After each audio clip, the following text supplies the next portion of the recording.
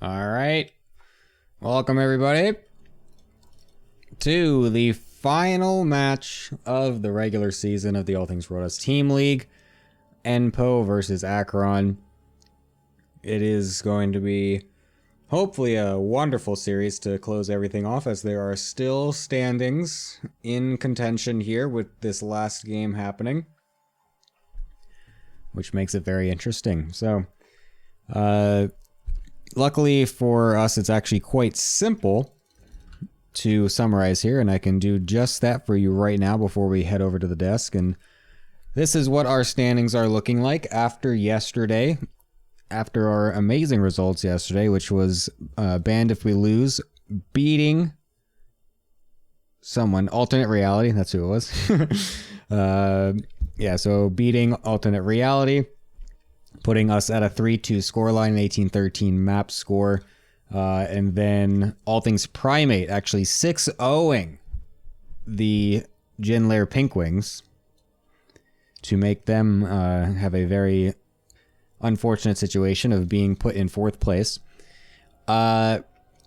Which means this is actually a little bit deceiving, as it says that Proletariat Esports is 100% out. However, there is the technical situation where this series, if Proletariat does 5-1 or 6-0, they will actually overtake Jin Lair Pinkwings, and then they will actually win because they will be up in map score. But anything less than a 5-1 will mean that it is set with Jin Lair Pinkwings qualifying for the playoffs. Also, if the shitpost team Acheron, also known as Cobble Moment on Liquipedia, because we can't put curse words on there, if they win, they secure themselves a first place or second place. Wait, what was it again? Shit. Wait, I forgot. 5 + 4 is 9. Yes, they secure first place. Sorry. So if they win, then they are first place. If they lose, they are actually third, because they will any number, any way that they lose, they will actually be down in map score to my team by 1 map at the least. So if Cobble Moment, or if the shitpost team wins, they are first place. If they lose, they are third place. That is the situation that we have coming into today. And we are going to talk a little bit more about it and all those wonderful things over on the desk with our amazing analysts coming in today. And not only just analysts, as one of them is actually deafened, so they can't actually hear me right now. But regardless, other than that, the more important person here, who is not just an analyst, but also the sponsor for the entire event, Mr. Dine Common. Hello, welcome. Are you there? I think I'm here. Oh, sick. So good. Ardent is literally not here. Oh, there he goes. Hello, Ardent. Hello. Nice. Welcome. Excellent. So, yes, welcome my wonderful analysts to the desk here. Dine Common, let me just do a formal thank you for the amazing sponsor you have thrown out to the match, or to the whole tournament here. Have you seen any games that you're kind of expecting will win your best match or your best BM award yet? There's been a couple, but we'll have to see how today's games go. Nice, true. We could still get some nice spicy bangers for sure here at the last second, or in the playoffs as well. That's a possibility. But anyways, yeah, we do have our Enpo versus Acheron match coming up. What are you excited for specifically in this one, Ardent? Anything?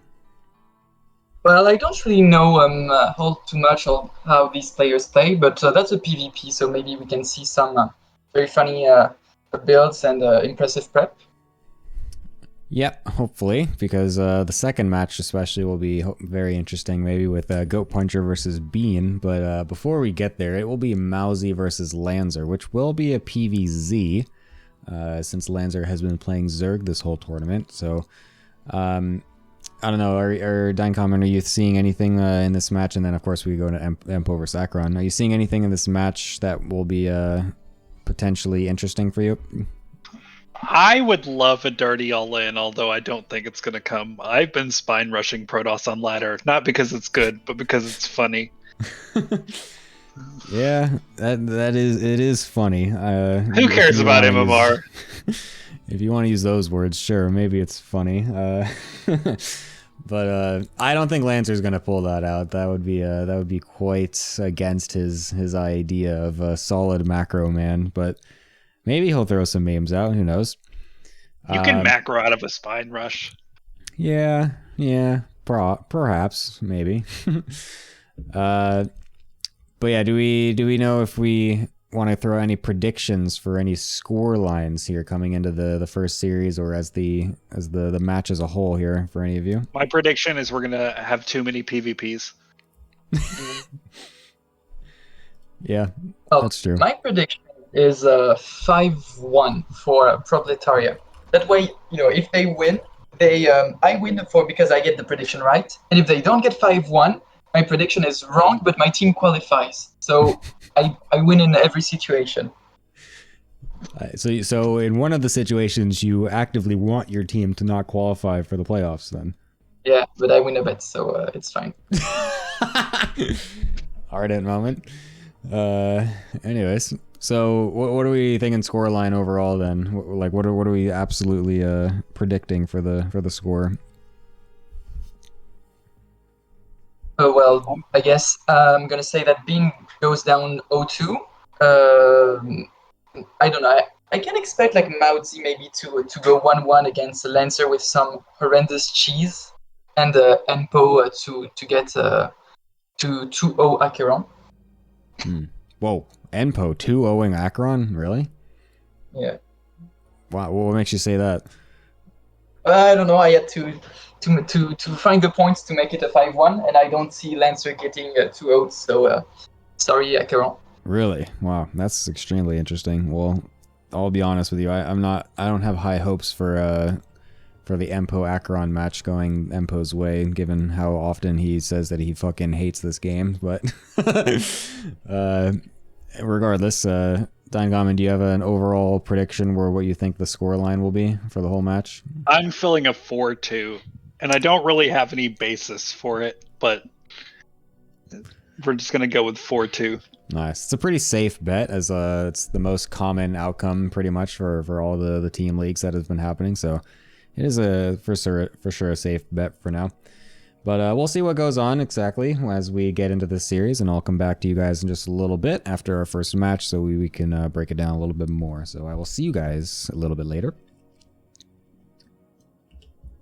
And we will be going into our first match of Maozi versus Lancer, which will be hopefully quite a banger here, as we've had some interesting games with Lancer and Maozi so far in different situations. So we'll see how it goes. Looks like Mauzi's he is feeling much better today compared to the last time he had to play, which was a bit unfortunate, but today looks like it'll be okay. But this first match is also live, which is very fun and very interesting, which will make it much better to watch overall, because it is always better to see live games than replays as much as possible, but you know, scheduling is difficult.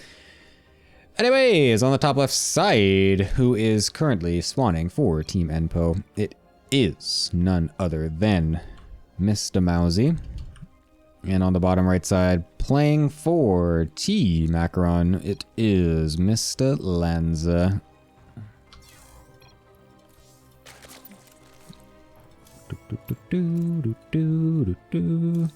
Pop.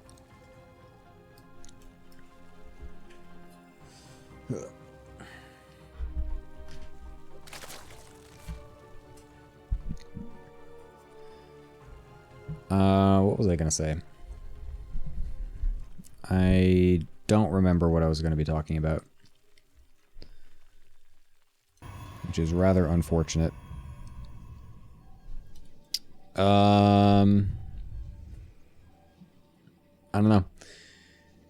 But yeah, I was really, I mean, me myself, being super biased as fuck, am rooting against Team Acheron today, so as much as I love watching Lancer play and would like him to see him win, I actually would love to now see him lose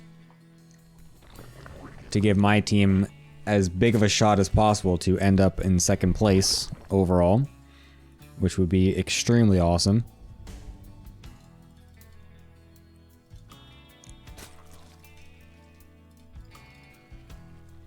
But the matchups in general are, I feel, a little bit difficult for Acheron's team here. Or sorry, for Enpo's team here. I feel like Lancer might be able to kind of sniff out some of the weird shenanigans that Mousy might try to throw out. I feel like Enpo maybe is not up to snuff in his practice lately against Acheron, but we'll see. And then I feel like maybe Mr. Bean, the Giga Chad Bean himself, might just fucking Falcon Punch Goat Puncher out of the fucking ethers as he did to someone else earlier this season. But, you know, anything could happen. There's no difference between second and third place. There literally is cobblestone. That is, yet again, a massive cobble moment, as second place does get seeded directly to the semis, whereas third place has to play in the first round of the playoffs against seed 4. So once again, Cobble not knowing what the fuck he's talking about, and spreading misinformation. Mousy actually messed up his wall as well, by the way, so that's potentially something that can be abused, but I don't know if it'll end up coming into play here. It's actually going to be totally normal openers. How do your playoffs work? Dude, bro, it's literally the WTL format. it's a King of the Hill format. It's exactly the same way as WTL. Jesus Christ, Cobble.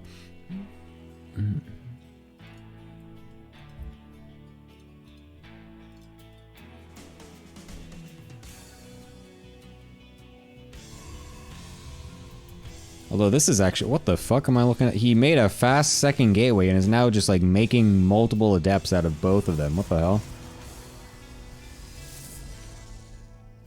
Very interesting. First Oracle will be sent across as well, with no follow-up unit being made out of the Stargate, because a lot of those resources are being sent into a bunch of adepts out of the gateways, which is extremely unnecessary, but still interesting. Lancer's already got everything set up, as he seems to have scouted that Stargate earlier on in the game and has all of his spores and queens prepared. An immediate stasis ward gets thrown down by Mousy, and it's not actually reacted to in time by Lancer, so that's going to be a bit of an unfortunate little play right there.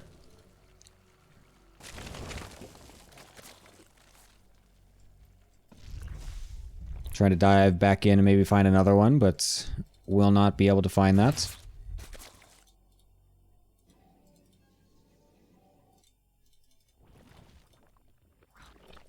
But Lancer is pretty set to just keep on macroing up pretty nicely here. He's got his Roach Warren coming along in case he needs to defend any early Protoss pushes. We got the everything all at once build coming in here from Mousy, getting the Twilight Forge and Robo all together basically.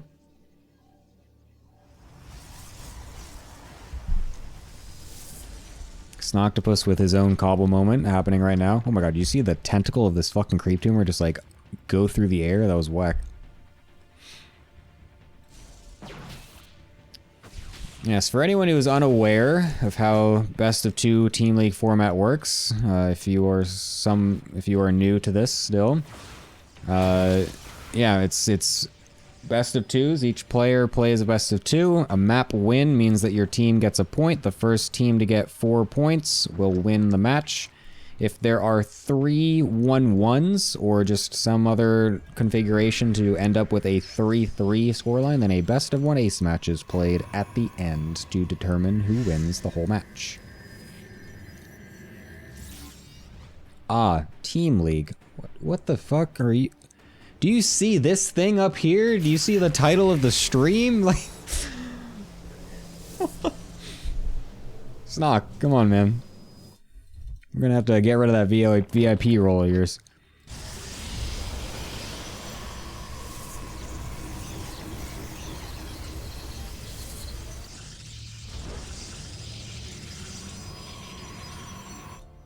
Alright, anyways, Mousy is just setting up into a pretty normal-looking Charge-a-Lot Immortal Archon army.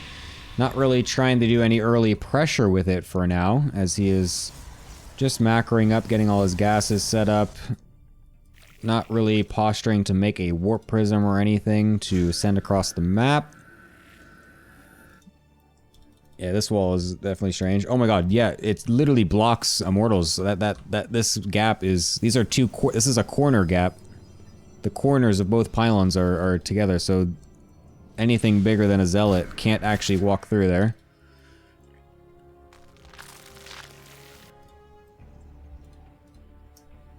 No wall shaming? I will absolutely be wall shaming.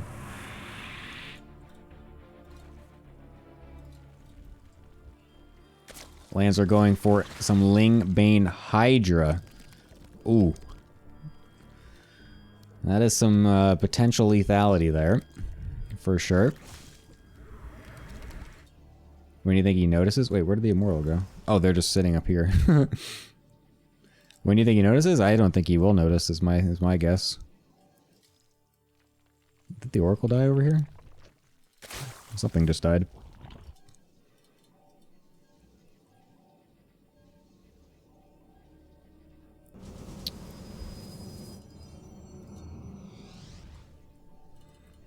The Prism is coming.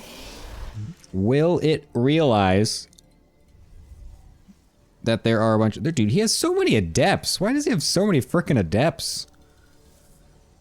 What the hell? Will he pick up the Immortals is my question. Doesn't look like he... Nope. See? I'm right. He has not realized. Has not realized. We'll be going into Colossus as well as the tech, or the splash tech of choice. No Disruptors, no Storm. Colossi will be an interesting pick against the Ling Bane Hydra here. Also has no idea where the army actually is. Somehow picks a bunch of Queens up. And then will actively decide to go into the army, which is a bit scary, considering his army isn't really that well fit to attack into a Ling Bane Hydra army. It's not the worst at defending versus it, but attacking into it would definitely be unideal here.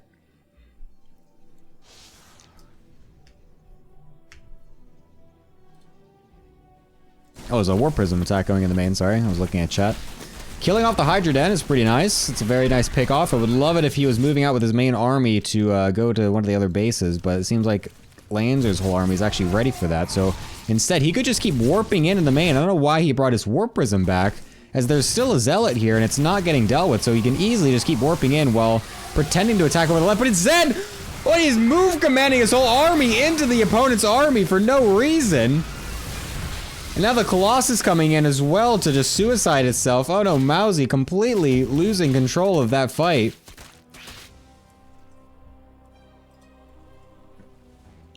Attacking into a Ling Bane Hydra player is just like one of the worst ideas ever. Like literally just, you never have to attack it. Just always sit back and defend and then eventually get maxed on Carrier Storm and you just win the game. I mean, he could have easily just kept warping in over here. There's no reason to actually commit to an attack there.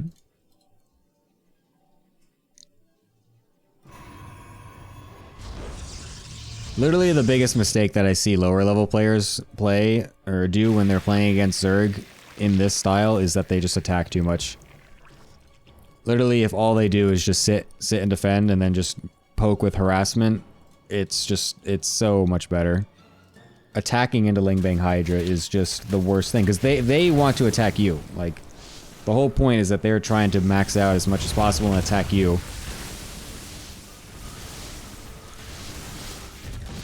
And so then, if you attack into them, you're just doing the difficult part for them. Now there's lurkers on the field as well. This fourth base is completely ransacked. As there are a shit ton... Dude, these two Immortals are still here. I've told you, he's not going to be able to notice. and fix. Oh, he finally realized! He finally realized.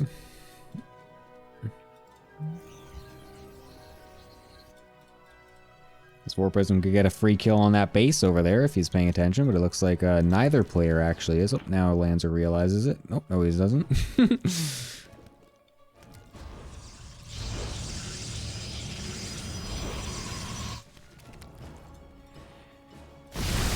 Oh my god, the Banelings that were just sitting here just killed the Nexus. That was quite an interaction.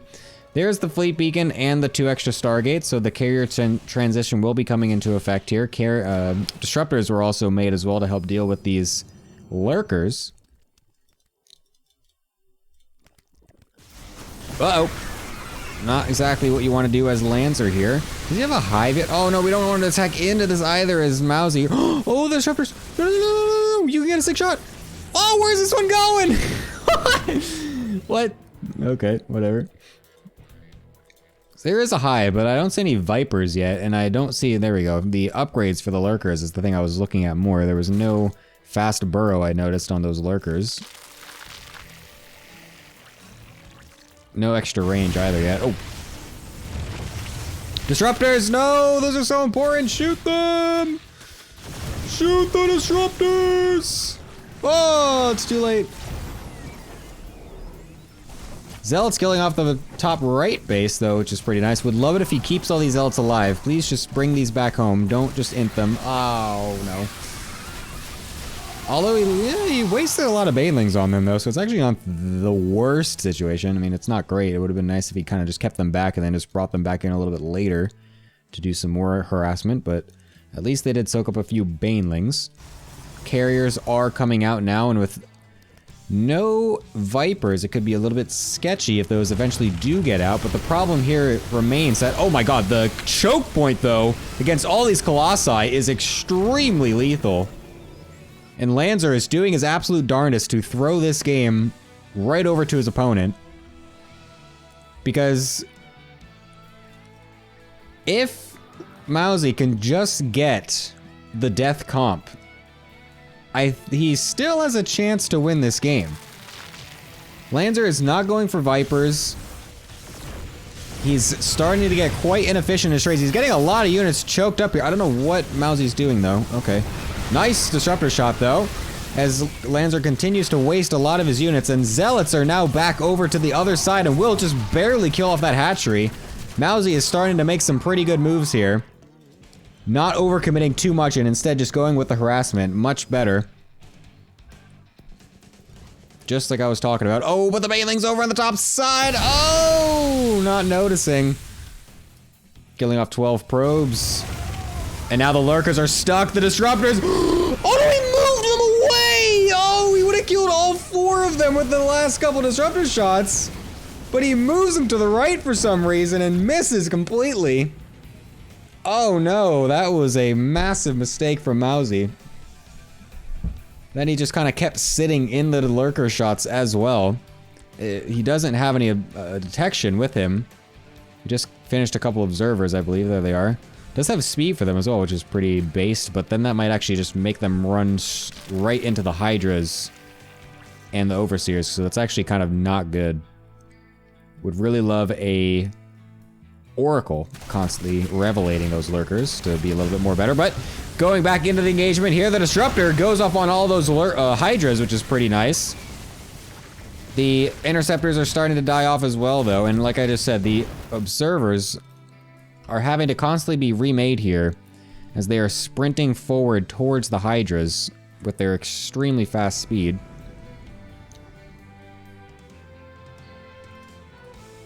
"15 drones did just die. I'm assuming at this base, because that's where I saw those Zealots at. What the fuck?! Lancer just killed his own units by destroying the rocks. What? 20 probes did just die, though, to a huge Ling and Baneling counterattack. Dude, some of the things that we've been seeing in these games over this season has just been so fucking ridiculous. Never in my life would I have thought to see so many things here. Oh my god. It's still just so hard for Mousy to get a good fight here, as his army is still very not fit to go out on the map here. I don't know why he keeps trying to go for this attack here. It's actually somehow still working. The upgrade lead is actually just insane because there's 0 armor upgrades. Actually, there's 0. I just realized Lancer has been making the wrong upgrades. His Hydras have 0 upgrades, as well as the Lurkers. Holy shit, he's got +3 melee, massing Hydra Lurker. I was wondering why the hell those units are dying so fucking fast. And this actually could be extremely bad for Lancer here, because now Storm is out in high capacity. There's a very large carrier count. There's been no Vipers. It's all on this counterattack as Lancer is putting everything across the map and gonna be leaving the defense to some Corruptors that will be spawning. And Mousy really needs to recall back home. I don't know why he's not recalling. He's deciding to just walk back for some reason and losing his whole natural, when he could have just recalled and wiped this army clean with all of his Storm and Carriers. I mean, the counter is very good, but this reaction by Mousy is... Oh, he could have just wiped the floor with his army. But now he's been knocked back to an insanely primitive economy here. Uh-oh. Oh my god, Lancer is not paying attention to his units as they are walking into a Colossus with 0 armor upgrades. Oh my god, if any storms at all get off on this army. Oh my god. Mousy is completely all in, but his army is... It looks disgusting and bad, but it somehow is actually still really good, possibly. Oh my god, especially if things just start to streamline in one at a time here. How many Corruptors? Only 6. There's as many Corruptors as there are Carriers. That is not a good situation for the Zerg player. Lancer is literally just his entire lifeline right now is counterattacks. Oh, now we recall? What? But we fucked up our recall, so a bunch of our units are still on the other side of the map. But Lancer chokes them all up on top of the storms. Oh my lord. The fucking Corruptors continue to randomly just get rallied to the right side of the map for some reason. And these Corruptors aren't even going to trade equally, and Lancer GG's out. Oh my god. What the fuck? Mousy able to pick up the first game win that he really had no business winning. Holy shit. Jesus Christ, what a game that was. Dude, some of these games, man, have just been so ridiculous. Jesus Lord.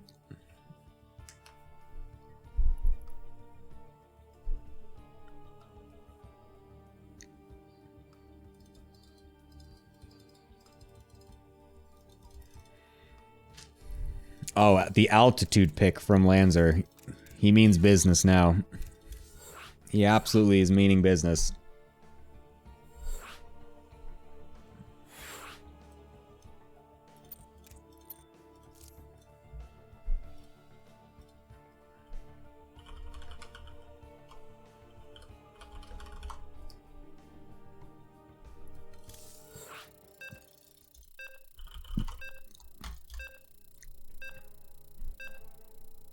The favorite map? Yeah, dude, what, like, why is everyone picking this map all the time? It's so weird. I don't understand. Why are all these lower pool players picking frickin' altitude? I don't understand.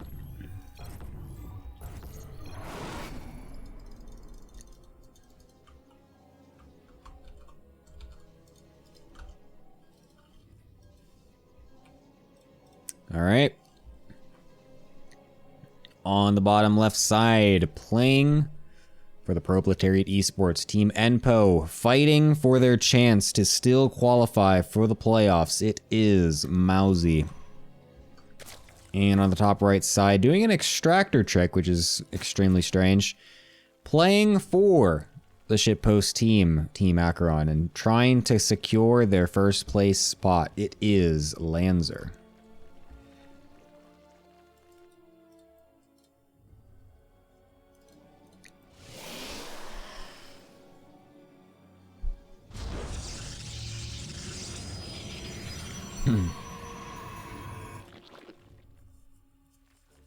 Is Lanzer 05? No, he's won games. Right? Yeah. He 100%. Right? Yeah. Yeah, Lanzer's won games. Wow. Aluin is adding Lanzer with his own bad move mid-series. Jesus Christ.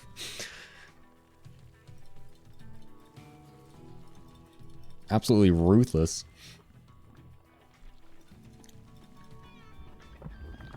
I always find it funny when we're in a Protoss versus Zerg or something, and there's Terran music happening.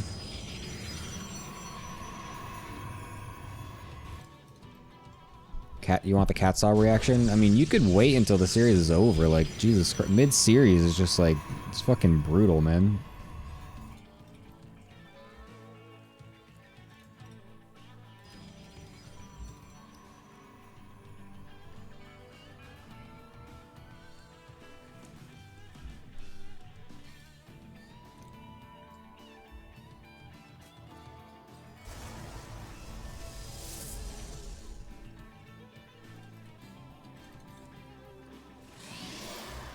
Stalker first, which is interesting, to try and catch this Overlord. Don't think that'll work, but it's a decent attempt. Into a Robo. I was about to say, usually if you go Stalker first, it's like you're trying to hide something interesting. And the Robo first is definitely interesting. Very fast second gateway again. As Mousy seems like he just doesn't want to have to think about... Oh, wow, it's actually a Link Flood, though. So this is actually good. I don't know if he actually did see something, or if this is just... I mean, he did this last game, too, but... Oh, no, Mousy, don't... No. Please put that fucking thing back in the wall. Please, God, put that in the wall. Don't let this be how this series ends. Please put that fucking thing back in the wall. Oh my God. Oh, this isn't even rallied either. What are we doing? What are we doing for Lancer as well? Oh my God, the time! What? What? What is that? I mean, this is still gonna be really hard to defend without a Stargate, but that was the most insane timing I've ever seen in my life. The chrono on the warp gate to try to get some sentries out. We don't need a battery right now. We need to wall off everything. We have so much money, but we're not back walling. What are we doing? What? It's two zealots. What? What am I looking at? Oh no, the pros as well. Oh, it's a disaster. The RNG worked to get the thing in the wall, but then the response, unfortunately, was not quite it. As Lancer will be able to even up the series to get a 1-1, moving on to the next one. Oh my God. What was that? Holy moly. That was insane. Oops. That was absolutely insane. Alright. Well, unfortunate for Mousy that he forgot that he could build buildings behind the initial buildings there. But, we'll lead it to a 1-1 for now. And we will be going over to the desk to see what the analysts thought of that wonderful series. Welcome back, everybody. What are we thinking about that amazing little Ling Flood right there, eh? Wow. There was definitely some StarCraft played. At least 2 games of it. I really like how the Zerg player Lancer left the first game when he won. And then, don't know if that's true, but yeah. Well, he didn't... I guess he suicided his units so he had lost. But if he had just like kept his units at home and made more corruptors, then he had won. Yeah. And then the Ling Flood. Wow. So perfectly executed. I've never seen such shift clicking. and the wall. Just exquisite. What a great start. So true. This is an amazing series. Ardent, your thoughts? Yeah, game 1 was pretty sad because I think too that Lancer should have won, but yeah, carriers have this mystical aura that makes me want to Alt F4 and instantly throw my computer out the window, so I understand. And game 2, I think like Maudie was trying to go for some version of the Has build with the Immortal and the Zealots, but he got cheesed himself, so get wrecked. Lancer, you don't have to apologize. The guy was gonna two basil in you. You deserved it. Lancer was just going for the very calculated anti-cheese build, so that way he could not get cheesed himself, basically, is what happened right there. So Lancer was big braining it and preventing the cheese with his own cheese, which therefore is not actually a cheese. He was just doing something to prevent getting cheesed, which is called calculation and honorable. So Lancer does pick up an extra win there. Very nice by him. But yeah, we'll lead us into a 1-1 here, going into the next match is what I want to say. And that will be Goat Puncher versus Bean, which I'm so excited for because there's been some absolute antics happening with these two players whenever they do play in the last couple weeks. So what are we thinking and going on to this one here? I don't know who Bean is, but Goat Puncher is my boy. So regardless of the skill levels of either player in the match, Goat Puncher is going to win. Well, I don't know about if not that. For real, he's going to win in spirit. Last time we saw that Goat Puncher's PvP simply is bad, so, I mean, Bean also lost a macro game against Azrael, so I'm not sure if it goes into a macro which player I think is the worst between the two. But if it comes down to cheeses, then I guess maybe Bean will have the edge. What did I call? I called 2-0 for Goat Puncher because I wanted the. Okay. Well, maybe if I'm a bit more realistic, I'm gonna say 1-1 with cheeses all the way in every game. Excellent. Okay, well, Goat Puncher mods the StarCraft Reddit, and there's so much bullshit on there, and it's PvP, so like, you got to give it to Goat Puncher. Nice. Nice. Yeah, I'm very expecting a lot of early Ched going on here for sure. But whether or not it is Goat Puncher or Bean on top, we'll have to find out. So we will be back in just a little bit with you guys to see what the overall result is. Hopefully it's extremely entertaining no matter what, though. So yeah, I'll see you guys very soon for that. All right.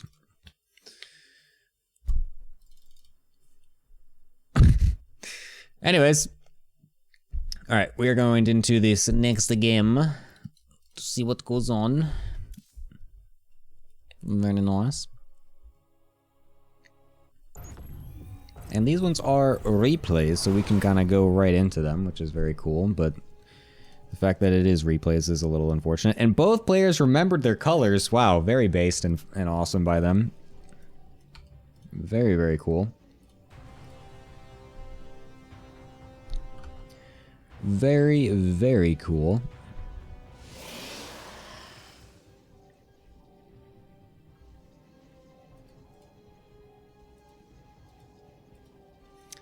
Anyways, on the bottom left side, the man himself, who looks to be doing something a bit cheeky. It is the puncher of goats himself, Goat Puncher. And on the top right side, playing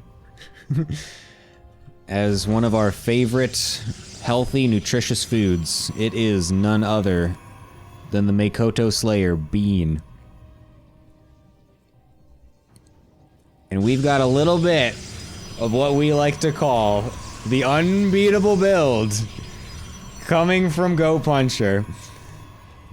The funniest thing about this was yesterday, like Bean, like and him just like, you know, added each other to be like, okay, we can play the games now. Let's go play it. And then literally they come back in with the replays 20 minutes later, and just drop the replays in chat after playing for a few minutes, and we're just like, oh yeah, we know what's going on in this series for sure. All right, let's see what Bean's reaction is. As he's getting a second gate and a zealot. Doesn't quite start. Silence is very important for construction of new units and buildings. Oh my god, I've never heard the White Raw announcers things before. That was such a long announcement. What the hell? But yeah, the Cyber Core is a bit late. There's no Forge response either, which means this is going to be a little bit what the fuck? This is going to be a little bit tricky for our boy Bean to try and defend the unbeatable build without either of the two most important things required to actually defend it. For some reason, we're only chrono boosting one of our gateways as Go Puncher, and only made one cannon as well for some reason. I mean, to be fair, this is starting to be a bit of a botched, unbeatable build to start with, but we're going for the pylon as well instead of the gates. We should just be attacking the gateway. We already have a pylon up, so we can make cannons. Okay, there we go. The pylon is an interesting choice, but we're continually not attacking it, which means we're gonna get both of these stalkers out. Oh, no, we're not! Oh my god, it just barely dies off at the last second, and somehow, both of these pylons are not powering this gateway, which is blowing my mind right now. Oh my god, one just barely got up over down here, so one stalker will get out, which is extremely important for Bean here, but the zealots are running rampant in his mineral line right now. Unfortunately for Go Puncher, wait, he got us around, but it was actually, but then it was ran away from, so now the zealots are able to continue attacking here. We could have actually killed off all those zealots with the probe surround. But, I mean, with no way to power this gateway and no extra production coming out, this is not looking good for Bean here. As Goat Puncher is finding a way to punch himself to a 1-0 lead in this series so far. With cannons the cannons are just going absolutely insane all over the base. Oh my god.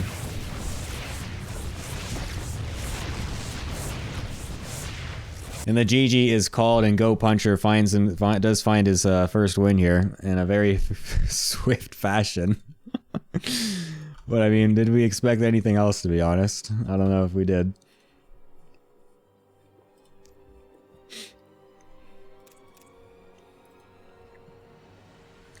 The unbeatable build strikes again, proving itself to be yet again unbeatable.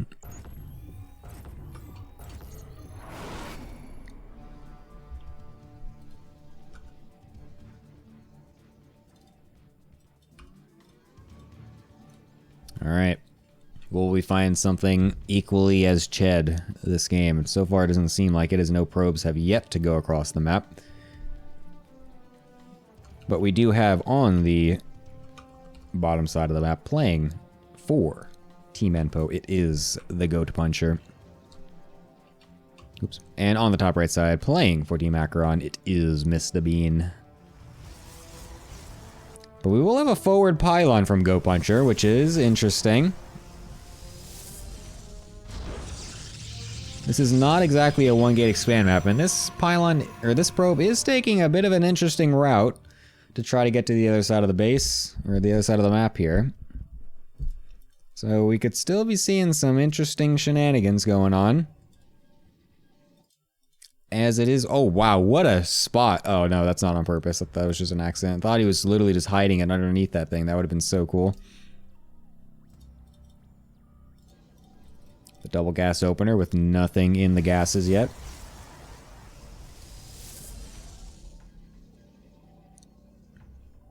Still nothing in the gases yet. There we go. And it will be a second proxied pylon. Apparently there was a pause. I mean, it's going to be a proxied second gateway here, obviously, and in such an interesting location. I actually have no idea why he's putting it here instead of just putting it right here. Because this has a potential to be scouted, whereas this doesn't.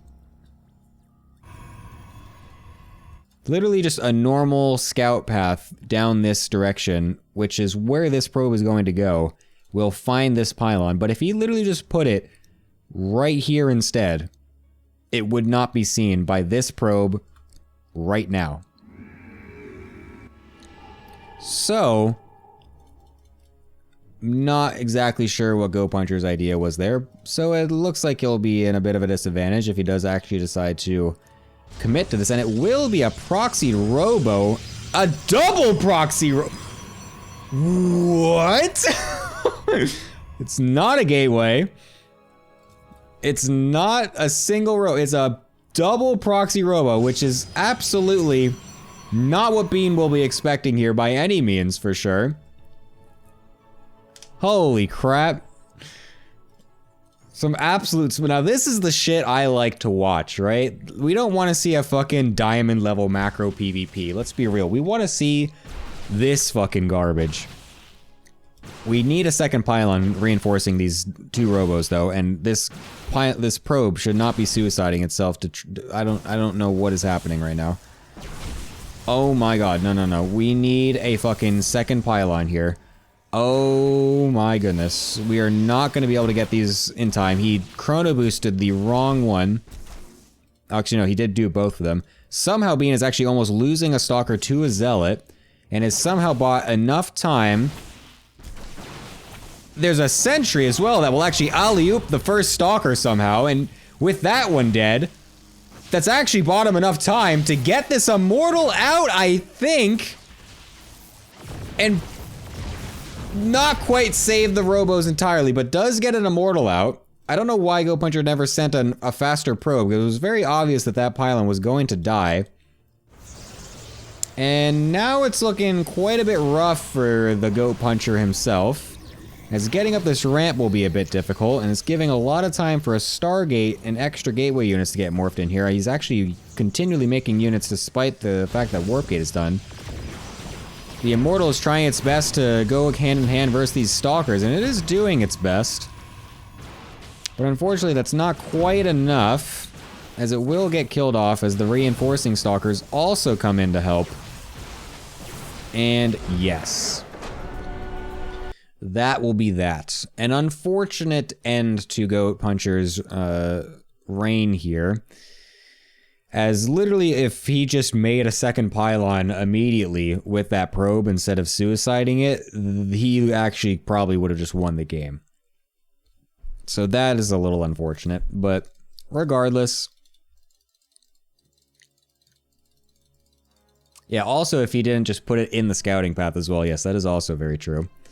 Because that just, yeah, Bean would have had no idea this was happening at all if he didn't just happen upon it coming back to his base.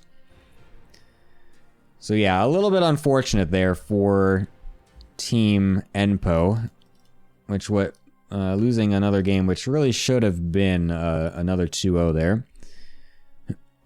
It is not a Gemini bug, thank you. This is a thing that happens in StarCraft in general. I am by far not the first person to have this bug happen to them, where the units just disappear despite my graphic settings enabling high models. Whoops, I accidentally loaded the game. Let me get out of here real quick.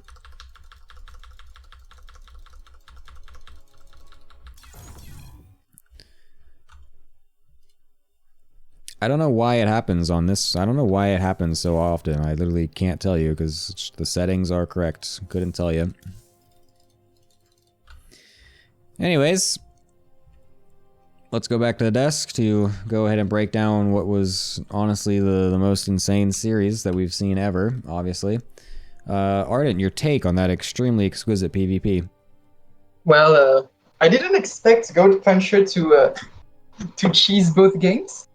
First game, well, it was the unbeatable build. What can you do about it? But I like the 300 IQ move in game 2, where he's like, he's gonna try to scout for a proxy. Then maybe the one spot where he will not look is the literal path of the scouting probe. So that backfired because Bean has a tiny brain and just like took his probe to come back home. But I love the thought. That was that was very smart. Yeah, he really did try to big brain a little bit too much there, unfortunately, which was rather unlucky for him. If he literally just decided to do something more normal, he would have actually found himself in a way better spot, which is unfortunate. But yeah, as they say, it is what it is. Dine Comment, any other thoughts on this very long and drawn out PvP? Obviously, the first game was one of my favorite games of all time. Goes right up there with the greats. I mean, there's just really not much to say. The second game was a contender for build of the tournament, except for that whole like scouting path thing. But besides that, very cleanly executed from both sides. Just really enjoyed the gameplay. Yeah, I mean, that's why I'm up here at 5:53 a.m. after I drove 5 hours yesterday, because how could you miss out on StarCraft like this? So true. I mean, yeah, you're just so correct on that. Like, really, when I think back on, like, the legendary games of StarCraft, the thing that I have up there with, like Scarlet versus Bomber and MVP Squirtle, Mario and Life, the thing that I put on top of all of those is none other than Go Puncher versus Bean. And I think we really saw the reason why in this series, so I'm glad that we were able to watch this today. But anyways, it will end up putting us at a 2-2 scoreline, which is definitely spicy coming into our final match here, which will be the captain's match of Enpo versus Acheron. And yet again, I will have to mention that if Acheron's team loses, they will not get their first place and will be dropped down to third place. And if Enpo's team... Actually, no, they can't win anymore. Sorry. Enpo's team already can't do that. So, Enpo's team is, with that last loss right there, actually 100% out.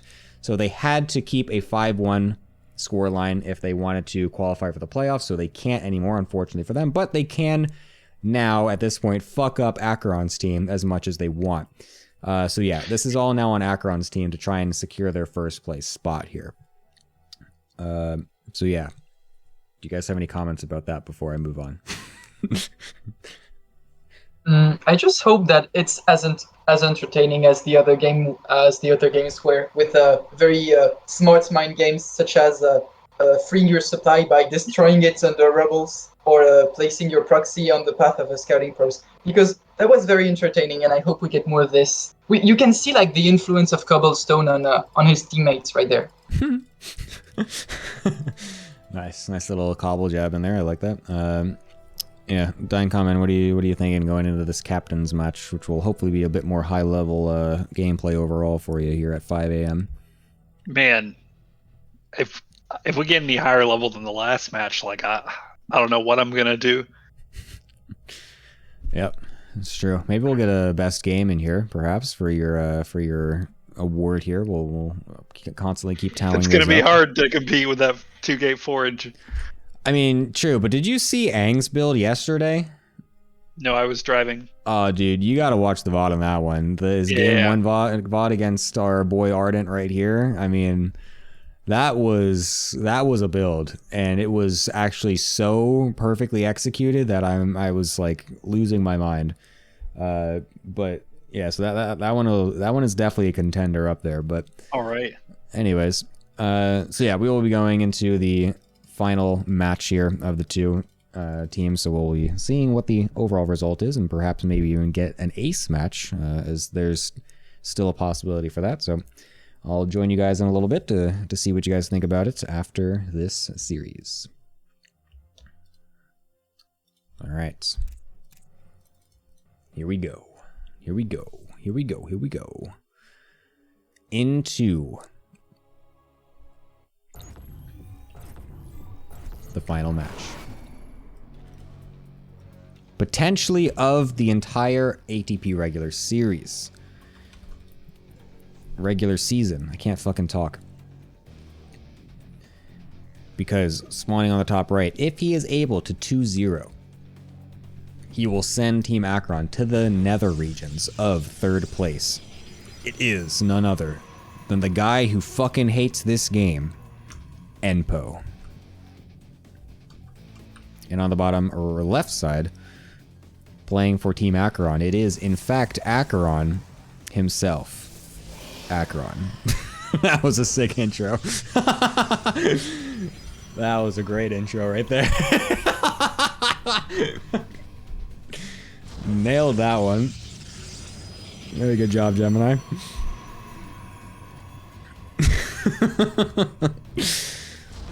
Hey. Anyways.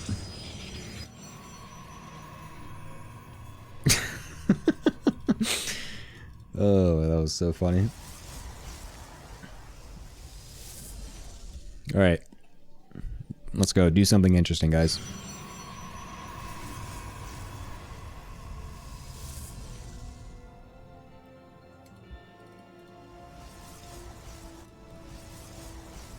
I feel like that meme of the stick figure like poking like something on the ground with the big stick or whatever, that saying like do something. Like anytime I watch a PvP in this team league, I'm just like, come on, do something interesting in the first 3 minutes. Like give me something to talk about. Fuck.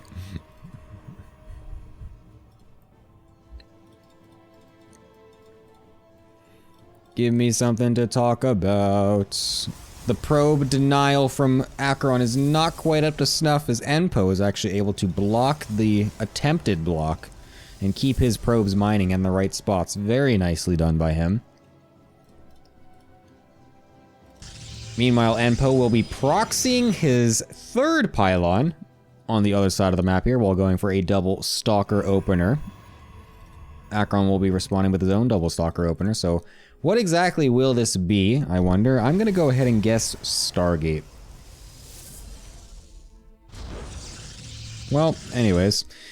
Double Stalker is the initial 2 units, which will be followed up by another, I imagine, a couple Stalkers, or maybe even 2 Adepts, it could be, honestly. It could be either. Or just 1. There we go. Enpo did put the fake third pylon at the front as well. We'll be able to chase down this probe and likely kill it. Never mind. Jesus Christ, I need to just stop talking. Unfortunately for Enpo, though, his shit has been found out. So this little fake pylon did not really do much to ruse Acheron over here, as he has found the proxied Robo. The Stalkers from Enpo will be rushing over to try and defend this. Whereas an in-base Robo from Enpo, or from Acheron to defend is quite interesting, but the insta-cancel into a Twilight Council from Mr. Enpo. And the Stalkers are now passing in the night, which is a bit interesting here. Somehow these probes are still chasing each other, and a pylon has been found even. Enpo what the fuck? He recalls 1 Stalker. Oh god, now he's gonna get just surrounded. Oh god. Wait, what? What the fuck? Wait, what? What is happening? Neither player notices each other attacking each other's units, but then Enpo actually gets the better trade anyway and kills a Stalker, but then still doesn't realize that he's getting flanked, and while he could have backed up and saved more of his Stalkers, doesn't do that.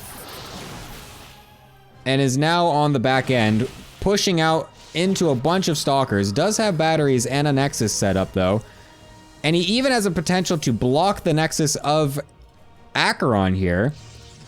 So this is actually not that bad for Enpo, but he's about to get critical mass of Stalker. Oh, he does have the Warp Prism. Sorry, I did not notice it. I thought this Observer was the first thing out of the Robo, and I was like very confused why it wasn't a Warp Prism.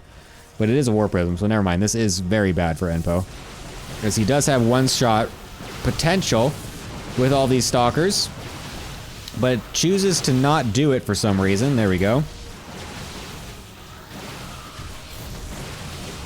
And, I mean, yeah, once this battery overcharge is done, I mean, we're trying to get on top of the Prism, and it's not going to even happen. Enpo GG's out before he's even able to do it, knowing that he's got no chance in this game. And Acheron will put his team up on match point.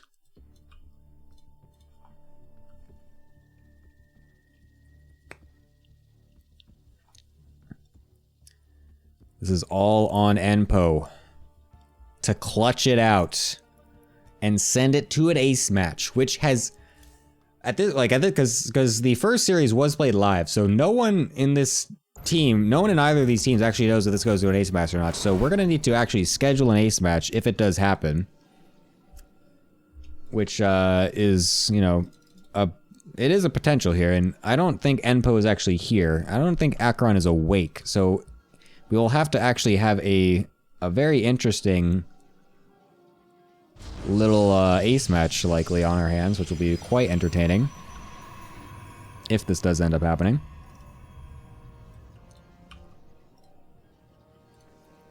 Oh wait, Enpo is here. I lied. But I thought he said that he wasn't going to be ready for, like, if it went to an ace match. I remember asking him, I was like, will you be able to play if there's an ace match recorded? And he's like, no. But he was in chat. Oh my god, Acheron is going for a cheese. Nice. We've got something interesting. It will be yet another unbeatable build. Let's see if Enpo's defense is up to snuff.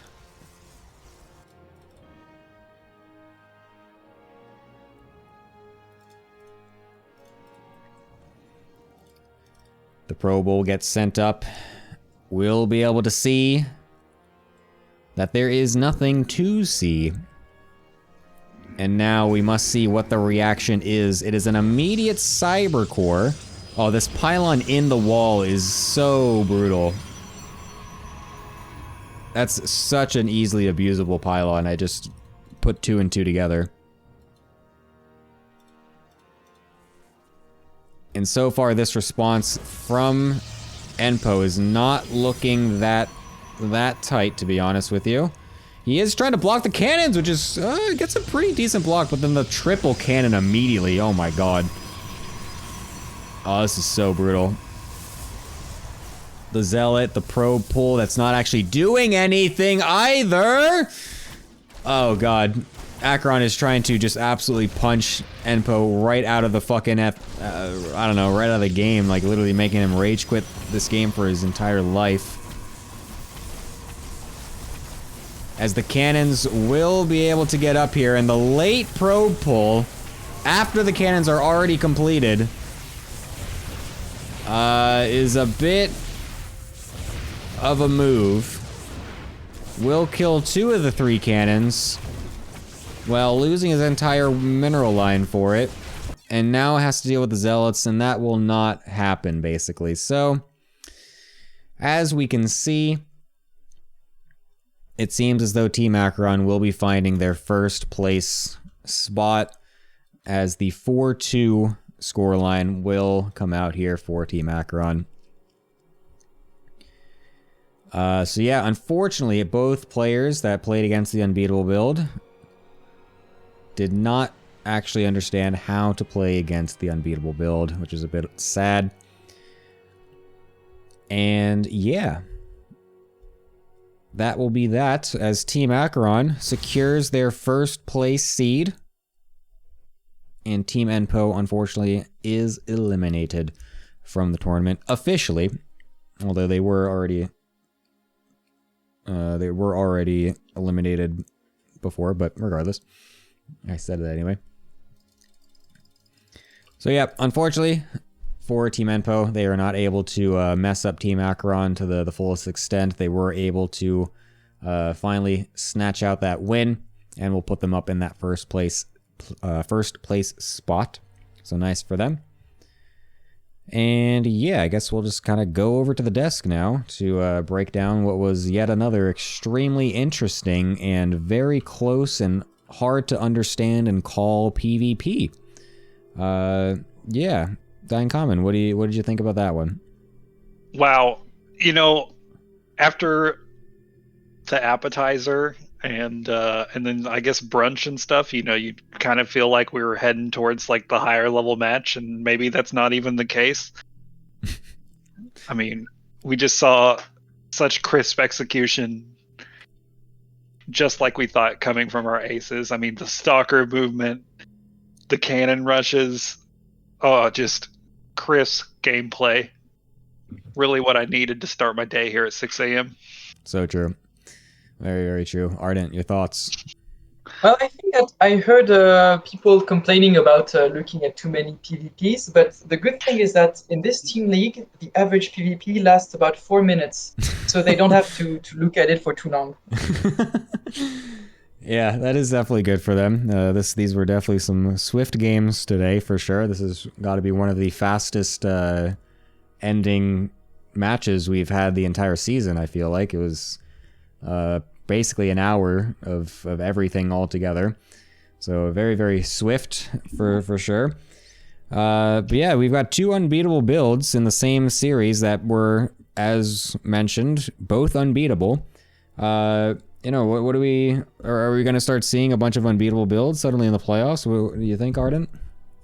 I hope not, because I'm going to play in the playoffs. So yeah, about that, the playoff is going to be like Jinler against Iba as the first match. So it's maybe it's not going to end as a 6-0 this time.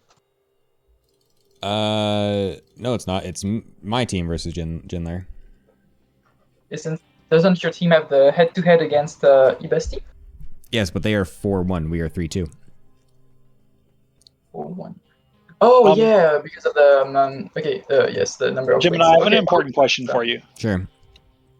So if you guys lose, how are you supposed to cast the rest of the team league? Well, I don't ban, and I don't get banned because I own the server. Everyone else gets banned. Ah, that's fair for letting you down. Yes, exactly. Because they're the ones that let me down for sure here. in this Very season. true. That is that because that's how that worked. Yes. But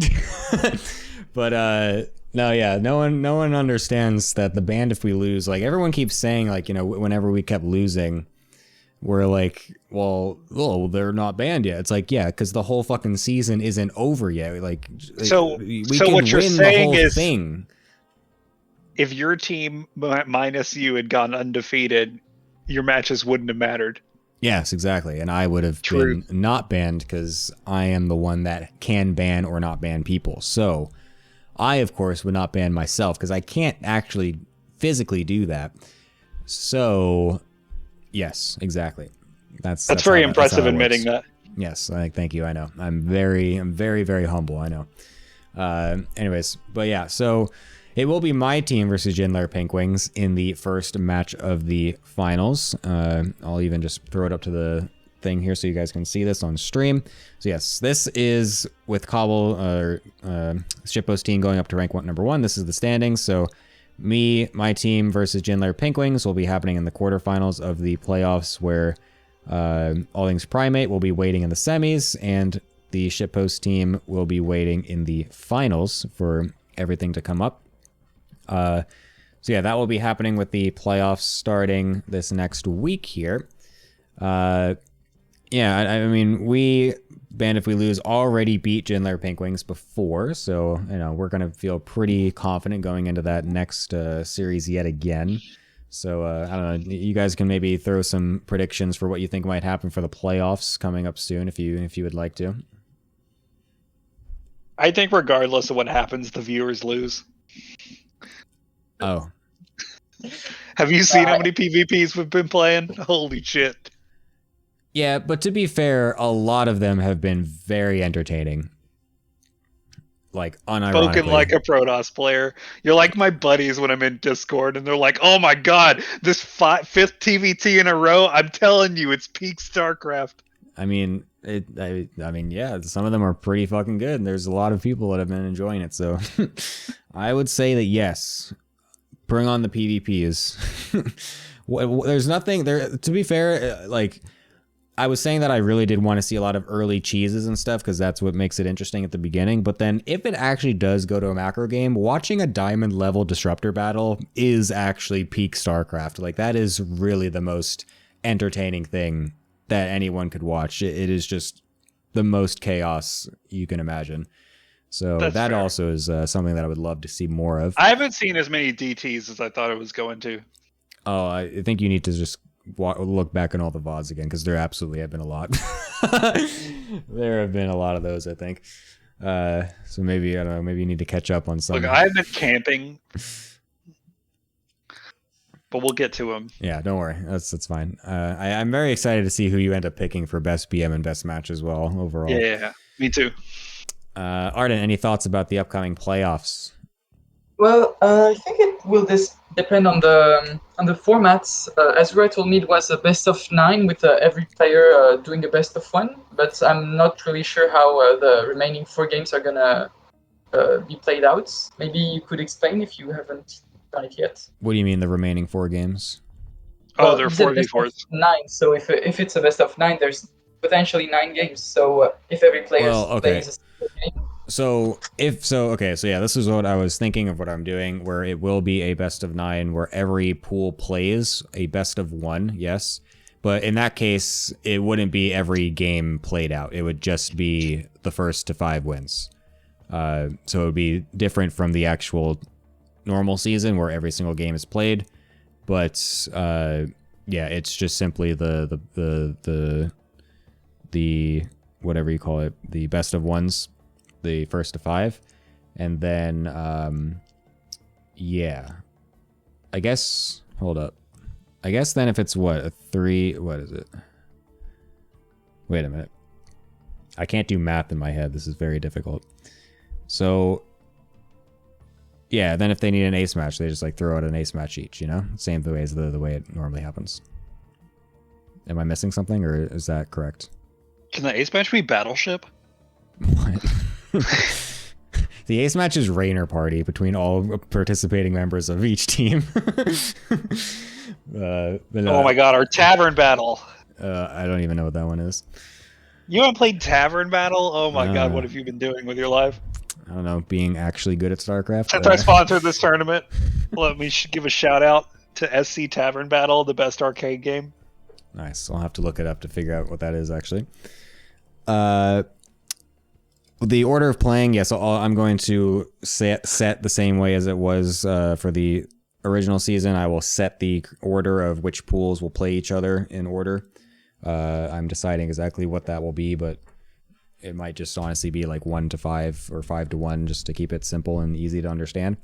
But yeah, it's still going to be even matches overall, so that's not going to be an issue there. But the ace match could still be anything, basically, to keep it the same, which has yielded some interesting scenarios so far. Arden, does that clear up any question you had about the format? Yeah, thank you. I think it's gonna be very fun to have everyone prep because the stakes are higher, and maybe we can get some more insane builds. Yeah. I agree. Hopefully we can get some very interesting prep ahead of time. That would be very nice to see. So yeah, who do you guys think is gonna win the whole thing? Do you think anyone's gonna come from the earlier rounds of the King of the Hill to beat Acheron's team, or do you think Acheron's team is just gonna win it? Yeah, Team Azura. Well, I think they have the best players by far. They're so good. I think if you look at the stats, Acheron's team's looking pretty hot. But I just watched these games and they're fresh in my mind, and I didn't watch the past games very recently. So everyone else plays like Rainer and Maru and etc. I don't know about Acheron's team.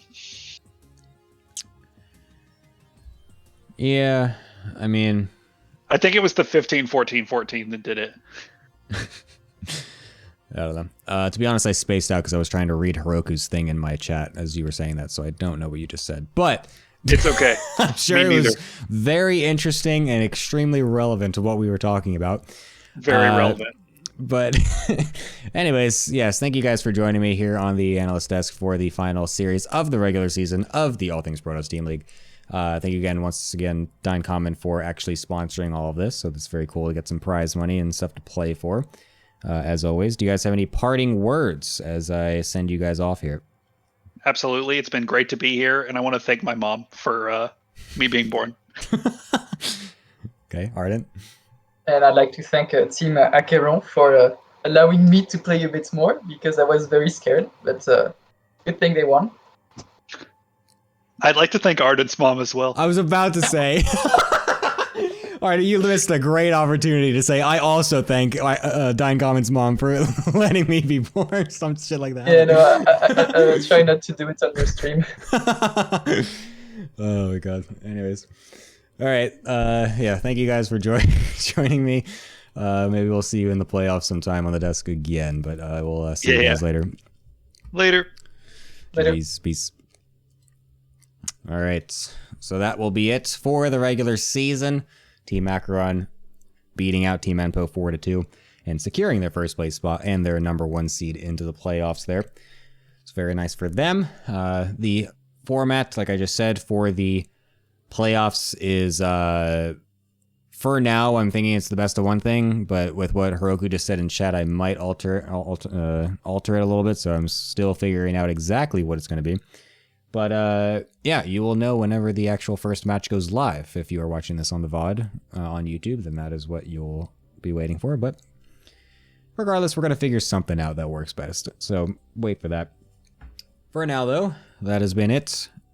Hopefully everyone has enjoyed the regular season so far, as I will once again show you just real quick.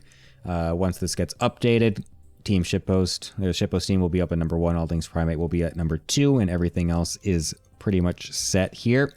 So yeah, very fun series of games throughout the season overall, and it's been very enjoyable to do this for so many weeks for now. But it does not finish here. We will get one more week of excellent, awesome games and find our overall winner. So until then, thank you for watching, and I will see you later.